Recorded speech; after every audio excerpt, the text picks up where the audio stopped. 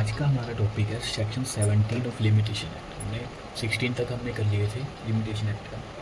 Section 17 हमें बताता है अफेक्ट ऑफ फ्रॉड और मिस्टेक। अगर आपने कोई भी सूट फाइल करना है और वो सूट आपका किसी भी डिफेंडेंट के फ्रॉड पे है या उसकी मिस्टेक पे है, तो वो कहता है जो लिमिटेशन ऑफ पीरियड है ना, वो उसके बाद स्टार्ट होगा जब आपको पता लगेगा। ये simple.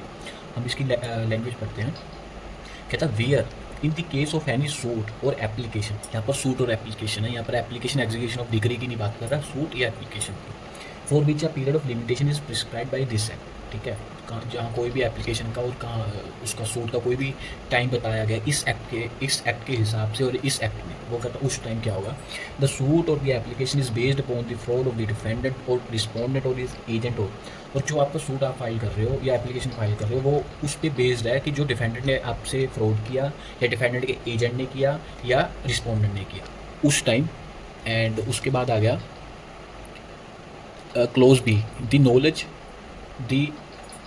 the knowledge of the above the knowledge of the right or title on which the site on which a suit or application is founded is concealed by the fraud of any such person as aforesaid। या जो आपका suit या जो आपका जो suit है ना, और वो आपको पता जो आपका राइट था वो उसने कंसील किया हुआ था डिफेंडेंट ने, उस पर बेस्ड है। द सूट और application is for the relief from the consequence of mistake. और आपका जो सूट है ना वो उसके लिए है जो मिस्टेक आप दोनों के बीच में प्लेंटिफ और डिफेंडेंट में हुई है उसको लेकर या उसके रिगार्डिंग है। और the where any document necessary to establish the right of the plaintiff और applicant has been fraudulently conceal from. और आपको लगता है आपने जो सूट फाइल करना था ना, जो आपका डॉक्यूमेंट इंपॉर्टेंट था, वो जो डॉक्यूमेंट है ना वो डिफेंडेंट के पास या रिस्पोंडेंट के पास था, फ्रॉडोलेंटली उसने कंसील किया हुआ था आपसे।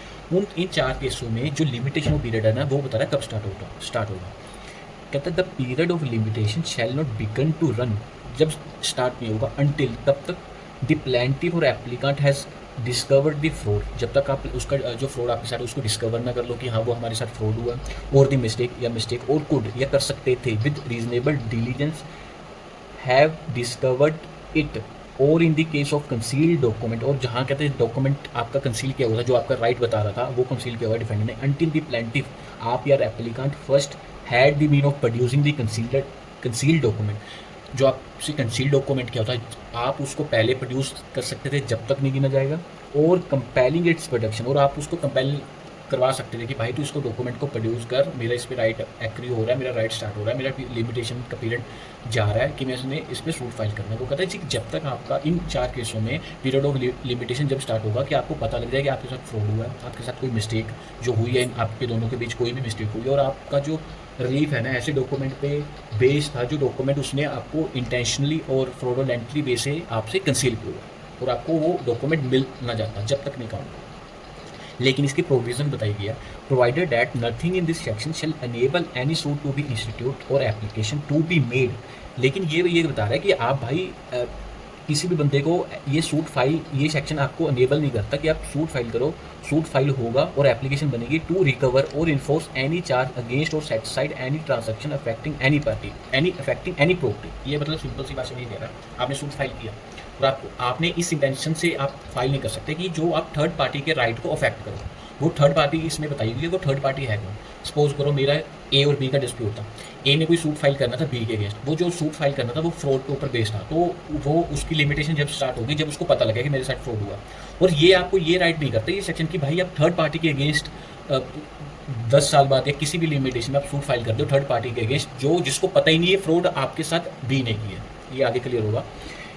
प्रॉपर्टी विच क्लोज 1 आ गया, ये कह रहा है इन the case of fraud has been purchased for valuable consideration by a person who was not a party to the fraud and did not at the time of the purchase know or have reason to believe that any fraud has been committed। ये कह रहा है कि अगर suppose करो ए और B में fraud हुआ, बी ने ए के साथ फ्रॉड किया और उसने आगे सी को प्रॉपर्टी बेच दी, बी ने, जो सी है ना वो सी ने प्रॉपर्टी बोनाफाइड परचेजर मतलब उसको नहीं पता था कि बी ने ए के साथ चीट किया है। ठीक है, बी ने पैसे दिए, उसकी सेल डेट बी ने सी के नाम पे सेल डेट करा दी, सी ने सारे पैसे दिए थे। यहाँ पर जो सी है ना वो बोनाफाइड परचेजर है, उसको कुछ नहीं पता था ये सब चल रहा है। तो उस केस में ये कह रहा है कि ए को ना ये राइट नहीं दे रहा सेक्शन 70 कि आप उसके अगेंस्ट सूट फाइल कर दो इस बिहाफ के मुझे इस बंदे ने मेरे साथ फ्रॉड किया। वो तो बोनाफाइड परचेजर, उसमें आप उसके अगेंस्ट आप इस सेक्शन में आप रिलीफ नहीं मांग सकते। उसके बाद आ गया in the case of mistake has been purchase for in the case of mistake, जहाँ पर कोई मिस्टेक हुई है और थर्ड पार्टी ने कोई प्रॉपर्टी परचेज की हुआ है वैल्यूएबल कंसीडरेशन द्वारा, आप जब भी आप फाइल कर सकते हैं, ठीक है।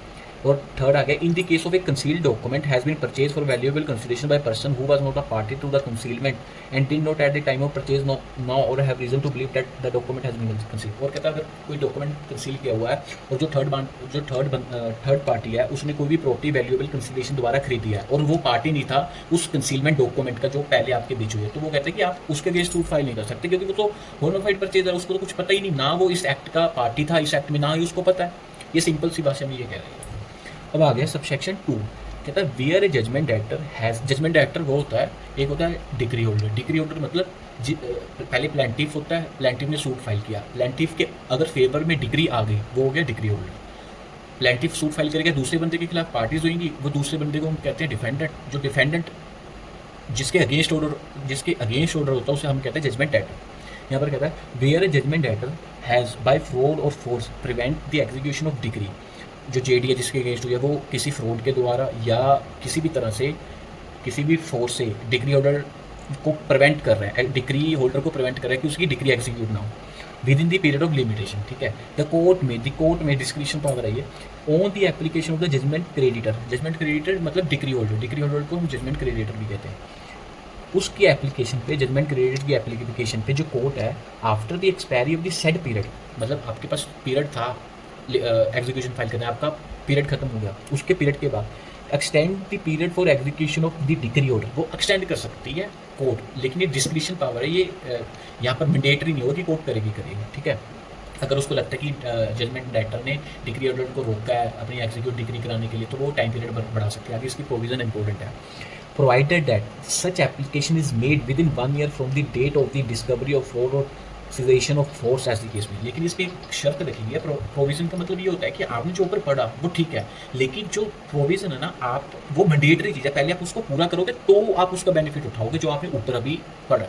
वो कहता है कि आपने अगर ये फ़ायदा उठाना है इस चीज़ का कि वो आपको उसने आपको फोर्सफुली आपकी डिग्री को नहीं करवाने दिया, ठीक है, लेकिन वो कहते हैं कि भाई अगर आपकी डिग्री नहीं एग्जीक्यूट हुई, आपको साल विद इन 1 ईयर कोर्ट के अंदर आना पड़ेगा। तब within 1 year from the date of आपको जब पता लगा कि मेरे अगेंस्ट कोई फोर्स यूज़ हुआ, कोई मेरे साथ फ्रॉड। ये हमारा था सेक्शन 17। अब हम करेंगे सेक्शन 18। सेक्शन 18 हमें बताता है acknowledgement, effect of acknowledgement in writing.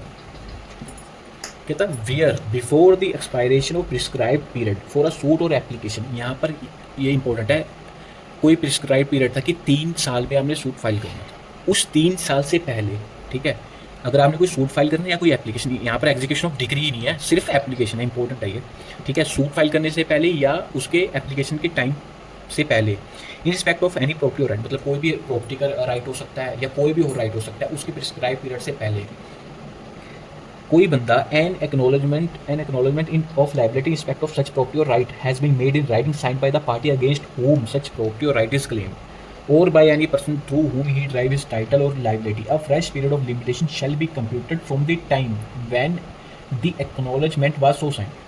देखो ये सिंपल सी भाषा में ये कह रहा है सबसेक्शन 1 कि सपोज करो 3 साल का टाइम था सूट फाइल करने का, और ये जो बंदा ना जिसके अगेंस्ट हमने सूट फाइल करना था वो या उसका कोई रिप्रेजेंटेटिव या कोई भी जो उसका कोई भी बंदा, मतलब या डिफेंडेंट हो गया या उसका कोई भी जिससे वो राइट अपना ड्राइव कर रहा है टाइटल, वो बंदा कोई एक्नॉलेजमेंट कर गया कि हाँ जी मेरे खिलाफ ये सूट मतलब आपने मेरे से पैसे लेने हैं, ये करना है टाइम पीरियड से पहले, तो वो कहता है उस केस में जिस दिन वो एक्नॉलेजमेंट कर गया रिटर्न में, वो जो टाइम पीरियड है उस दिन से गिना जाएगा जब उसने एक्नॉलेज कर दिया। आपका फ्रेश पीरियड वहाँ से होगा। सपोज करो आपके लास्ट दिन वो आ गया बंदा कि हाँ जी मैंने आपके इतने पैसे दिए हैं, लास्ट दिन था 3 साल में हमें सूट फॉर रिकवरी फाइल करना था, वो लास्ट दिन आपके पास आ गया, वो जो लास्ट दिन है वो नया टाइम पीरियड वहाँ से स्टार्ट हो जाएगा। सेक्शन 18 ये गया। Subsection 2 where the writing containing the acknowledgement is undated, ठीक है, आपने उसने साइन तो कर दिए लेकिन उस पर साइन डेट नहीं डाली। ओरल एविडेंस में भी given of the time and it was signed, हम ओरल एविडेंस दे सकते हैं कि भाई इस दिन इसने साइन किए थे, but subject to the provision of the Indian Evidence Act 1872 oral evidence of its content shall not be received. मतलब वो तो अलग बात है कि आपको अगर एविडेंस एक्ट बात कर रहा है कि आप डॉक्यूमेंट्री कोई भी उसका आप ओरल एविडेंस नहीं दे सकते, लेकिन आप ओरल कह सकते हो कि आपने इस दिन की थी। उसके बाद आगे इसकी एक्सप्लेनेशन हमें क्या कहती है, एक्सप्लेनेशन हमें ये कहती है for the purpose of this section and acknowledgement, ये मेरे नोट्स कुछ हैं इसमें, For the an acknowledgement may be sufficient, though it omit to specify the exact nature of the property or right that the time for payment, delivery, performance, or enjoyment has not yet come or is accompanied by a refusal to pay, deliver, perform, or permit to enjoy is coupled with the claim to set off is addressed to a person other than a person entitled to। ये वो कह रहा है कि जो acknowledgement है ना, ये जरूरी नहीं है कि एक्नोलेजमेंट में सारा कुछ लिखो। उसने सिंपल मान लिया कि मैंने आपके इतने पैसे देना, ये ना लिखा हो कि मैंने आपसे कैसे लिए थे, मतलब जरूरी नहीं है कि एग्जैक्ट हो। उसमें बस ये लिख लिया कि मैंने इस बंदे के पैसे देना, चाहे वो थर्ड पार्टी को उसने कहा है कि मैंने इसके पैसे देने, ये भी सफिशिएंट है। एंड सेकंड आ गया clause B, the word sign mean sign either personally or by an agent duly authorise in this, मतलब साइन या पर्सनली करे या उसका कोई एजेंट करे या कोई भी उसके बिहाफ पे करे। आ गया clause C, an application for the execution of decree or order shall not be deemed to be an application respect of any property. मैंने वही बताया था कि जो एप्लीकेशन है उसमें एग्जीक्यूशन ऑफ डिक्री नहीं इंक्लूड, एप्लीकेशन का मतलब सिर्फ सिंपल एप्लीकेशन है, इसमें एग्जीक्यूशन ऑफ डिक्री इंक्लूड नहीं है। ठीक है, तो ये हमारा हो गया सेक्शन 90।